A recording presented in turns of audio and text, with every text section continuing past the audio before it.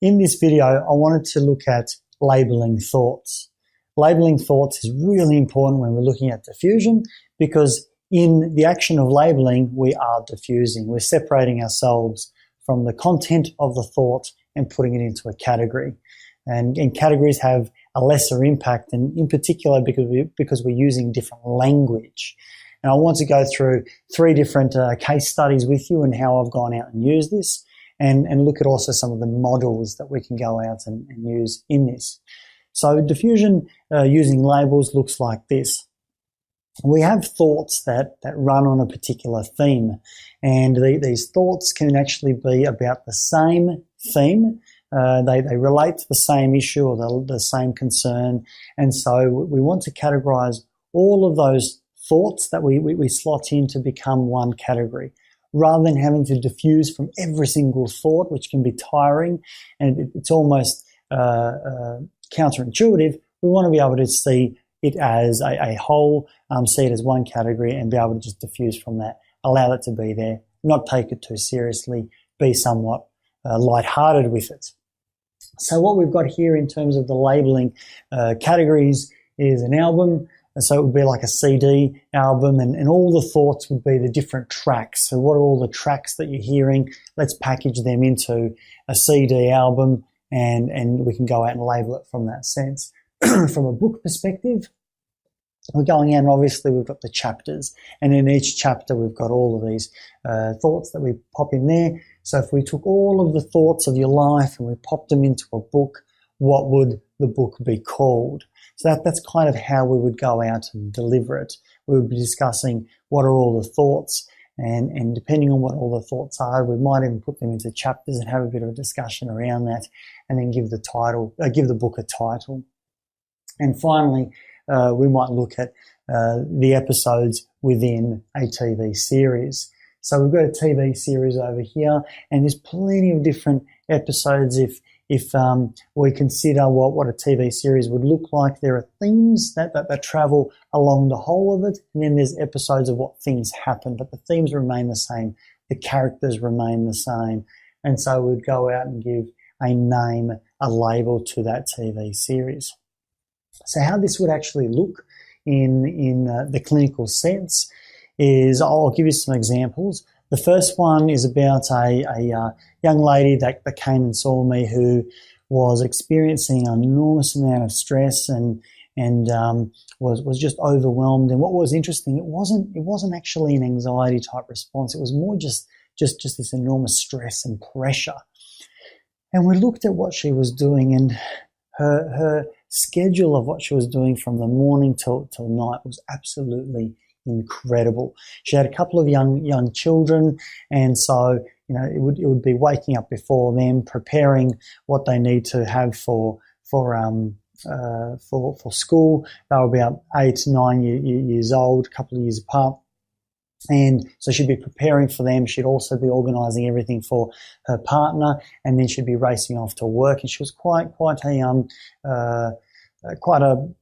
a powerful woman in the sense of she was very switched on, very aware and sort of thoughtful, but she was just consumed with stress.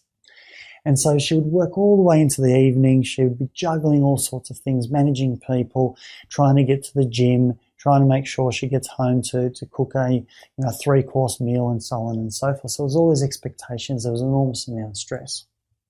And so when we looked at it, and we looked at what the tracks were around having to be a fantastic mum, fantastic wife, a fantastic cook, looking after herself, having a great career, being a great manager that's not only strong but also understanding and approachable. And so there's all these tracks, and the actual theme that was covering all of that was the theme of perfectionism, that she had to be the perfect woman, and not only that, had to meet all the obligations. So there was this kind of like super perfectionistic type of experience. So we got her to label what the album is, and for her the label was Superwoman. So that became the Superwoman album. So the CD that was playing and the tracks were all around Superwoman. It was very useful because then we could go out and discuss, how's Superwoman going today? and then we'd have a bit of a chuckle. And we started to use that language in session. Another example would be looking about a gentleman that was somewhat consumed. There was this sort of generalized anxiety that he was feeling, and it was everything that happened, he would be projecting into the future, going, oh my goodness, what could happen there? I'm worried about this, I'm worried about that, what happens if this occurs? And so it was consuming everything in his life, and particularly around personal relationships. Once again, very similar thing.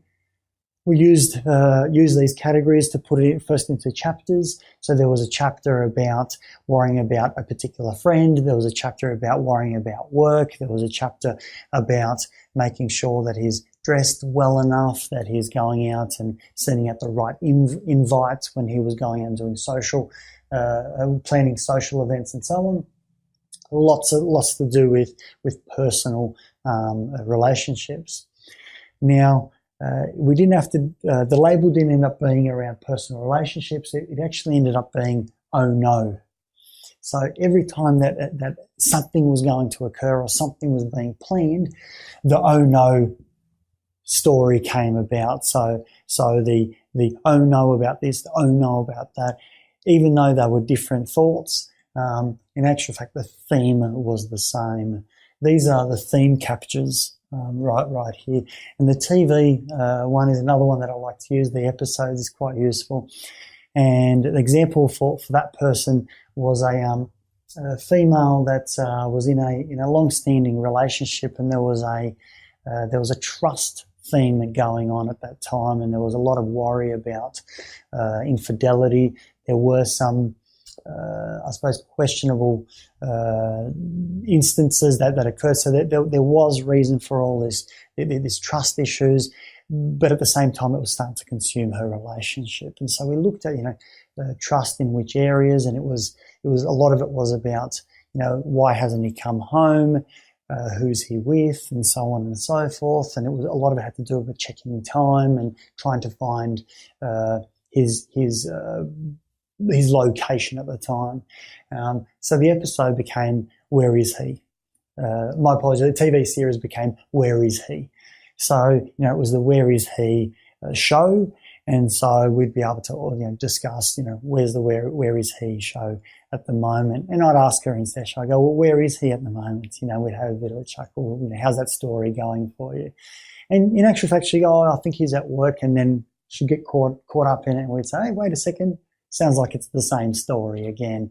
That TV series has got another episode, and each episode becomes the next time he's leaving town or when he's going away with his colleagues, or what it might be.